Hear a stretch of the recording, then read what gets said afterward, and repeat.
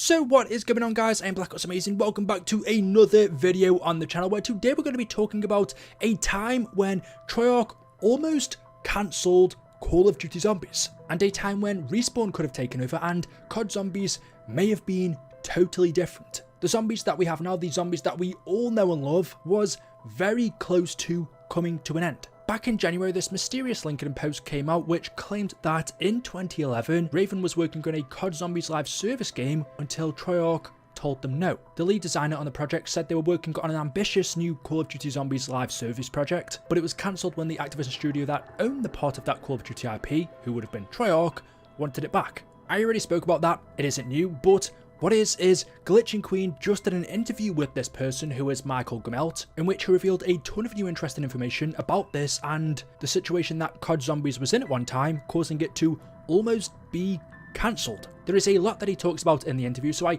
highly recommend that you check it out for yourself. I will leave the link to Glitching Queen's video down in the description. But after watching it, there were just a few things that I wanted to discuss and point out, being a big COD Zombies fan, because even though this guy worked at Raven, so he wasn't a Treyarch developer directly working on Treyarch Zombies, but we do know that Raven worked closely with all of the main COD devs, so Sledgehammer, Infinity Ward and Treyarch. Raven, since pretty much the early days of Call of Duty, have helped on almost every Call of Duty that's released, whether it be on the campaign, multiplayer, or even the Zombies mode. The first COD that Raven worked on was Black Ops 1, and in order to prove that they were worthy of working on this game, they were assigned one of the campaign levels. They were to show what they could do, prove that they were, I guess, qualified enough to create a COD campaign mission. So the single player team for Raven made this mock-up Black Ops 1 mission, and obviously it went well because since then they've worked on every COD campaign, assisting the main studio. But Michael reveals not only did they work on the campaign, he also helped a little bit with the Zombies mode. He says he worked on the Resurrection map pack, he made the Napalm zombie that we see in Shangri-La. Raven and him also helped to make the traps on Shangri-La, which are some of the most unique ones we've still seen to this day. And then after that, most of his work was for Call of Duty Online, which, if you don't know, is the,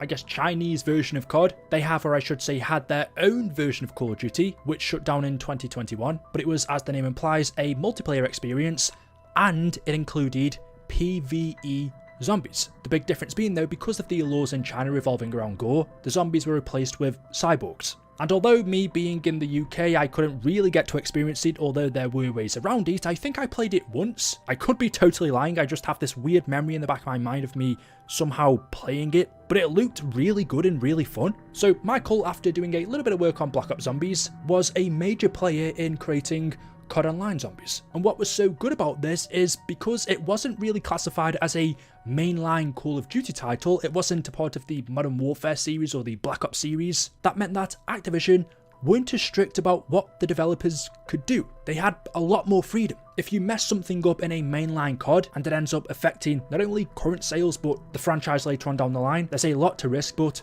whereas with this, because it was just a game for China, there wasn't as much on the line. Activision didn't really care what Raven did, which is why I say just from the gameplay I saw of it, it looked really fun because it contains a lot of stuff that we probably would never see in a normal COD Zombies game because of Activision's restrictions. Cyborg zombies looked a lot crazier. So basically, Michael Gummelt, even though he was a Raven developer, had a lot of experience with the Zombies mode, not only with COD Online, but also with Treyarch Zombies. And so when he was asked by Glitching Queen about his claim that at one time Raven were going to create a live service Zombies game until Treyarch said no, well, he sent her this, a summary of what Project Z was. Project Z combines the best of Call of Duty Zombies with the addictive replayability of Call of Duty multiplayer, adding the robust microtransactions model of Call of Duty Online to deliver monetization to the franchise and a constant stream of new modes, maps and character customization content that will hook Zombies players old and new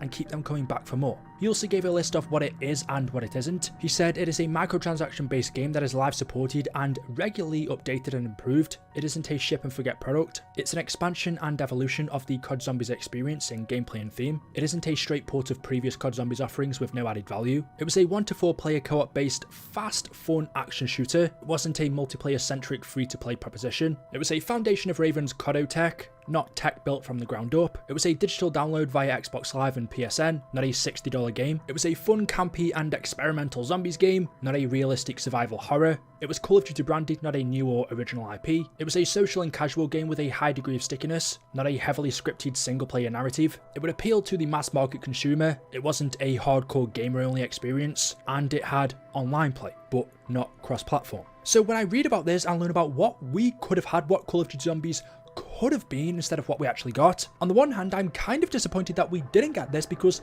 there are some things that sound cool about it being an expansion and evolution of the COD Zombies experience in gameplay and theming, not a straight port of previous Zombies offerings, about it being a fast, fun action shooter, and knowing that Michael worked on COD Zombies Online, and well, there are a lot of things in that Zombies experience that I liked that I think if we did get this, may have ended up being in the game. If this happened, COD Zombies Online could be what our main Call of Duty Zombies looks like today. But there are other things that I look at and say, well, maybe I'm glad we didn't get it. The big thing being, it would no longer be Treyarch Zombies, but also they were leaning more towards a social and casual game, not a heavily scripted single player experience. And whilst Treyarch Zombies isn't that, I still think Treyarch Zombies has been not heavily scripted towards a single player narrative, but the story that they've told, especially in some maps, means the gameplay has been centered around the story. I would say some COD Zombies maps from Treyarch have been heavily scripted from almost a single player narrative, although COD Zombies is a co-op game. We have had some maps where it's felt like they've been heavily scripted around a story narrative. Also, when Michael said it would have appealed to a mass market consumer, not a hardcore gamer only experience. Again, I think there are certain situations where I prefer it to be a hardcore gamer experience. I mean, the best situation in my opinion is if you get the best of both worlds. So this was something we could have gotten, but we didn't. And he reveals that the only reason this was ever in contention was because during the development of Black Ops 2, Treyarch weren't even sure they wanted to carry on with zombies. You said that Treyarch wasn't sure if they wanted to keep doing zombies. Was that before Black Ops 1? Was that right after? That was World at after Black War? Ops 1, After. during or before Black Ops 2, I think. I think it was during while Wow. they were making Black Ops 2. And I remember I think Jimmy Zielinski was it? Mm-hmm. Yep. Leading zombies at the time. Mm-hmm. I Yeah. remember going out to Treyarch and watching a play test of zombies and meeting him. So I don't know if there was like a transition there from Jimmy to Jason Blundell, was it, Yeah. took over? Yeah, it So I'm was not like sure if that was at a 2 transition era. I'm days. not really sure what was going on internally there.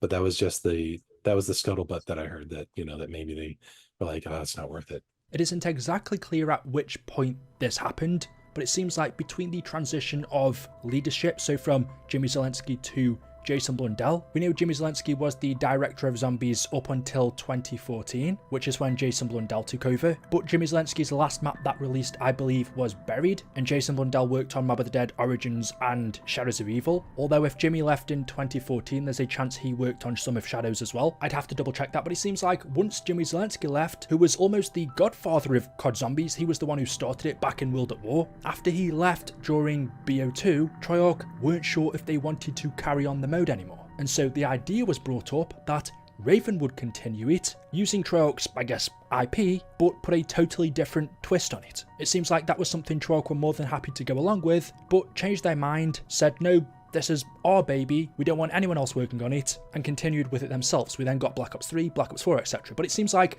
if this did happen, everything after BO2, so BO3 Zombies, BO4, Cold War, Vanguard, and Modern Warfare 3, you could perhaps say a couple of games in there we don't care about so much, but every Zombies game that we've gotten after BO2 almost didn't happen. Zombies wouldn't be the same, because I would argue, and a lot of people would say, Black Ops 3 was the peak. That was even better than Black Ops 2, and it's crazy to think that Black Ops 3 Zombies came close to not existing. Imagine Treyarch games now without zombies, and imagine zombies being made by Raven. I mean, there's a chance that it would be really good, and like I said, there are some things that have been described by Michael Gummelt that sound like it could have been really good, but even if it was amazing, a 10 out of 10, I don't think I'd want to see another developer working on Treyarch Zombies or carrying on what they started, just because it's Treyarch Zombies. It's kind of what they're known for now. For me, more than multiplayer, more than the campaign, it's Treyarch and their iconic zombies mode. So it was so close to not existing.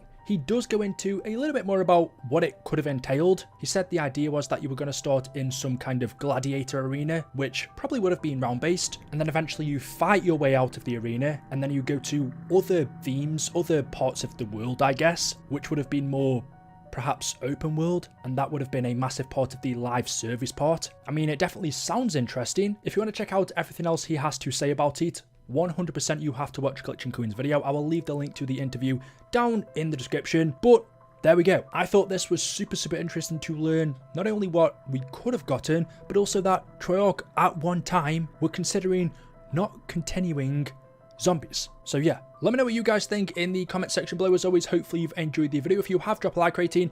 Make sure you are subscribed to stay up to date with the latest content on the channel. Thank you all for watching, and I will see you in the next one. Until then, goodbye.